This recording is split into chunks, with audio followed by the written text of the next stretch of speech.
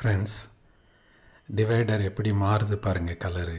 எங்கே speed breaker இருக்கோ அங்கே வண்டி ஏறி இறங்கும்போது லாரியில் அடிஷ்னல் த்ராட்டில் கொடுக்கும்போது அந்த புகை எப்படி போய் அந்த டிவைடர் வாலில் டெபாசிட் ஆகிருக்குன்னு பாருங்கள். அந்த டிவைடரில் ஸ்பீடு பிரேக்கர்லேருந்து நகர்ந்து போக போக மறுபடியும் லைட்டாகி நார்மலாகி எங்கே மறுபடியும் ஸ்பீடு பிரேக்கர் வருதோ அங்கே எவ்வளோ டெபாசிட் ஆகுதுன்னு பாருங்கள். பொல்யூஷன் எவ்வளோ டேஞ்சரஸ் அப்படிங்கிறதுக்கு இது ஒரு விசிபிள் எவிடன்ஸுங்க. ரொம்ப தூரம் தள்ளி வந்துட்டோம். இப்போ பாருங்கள், மறுபடியும் நார்மல் கலர் வந்துடுச்சு. இப்போ மறுபடியும் ஸ்பீடு பிரேக்கரில் ஏறி இறங்குது வண்டியை.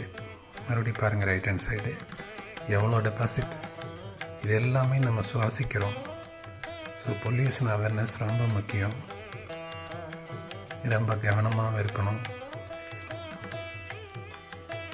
முடிஞ்ச அளவுக்கு டூ வீலர்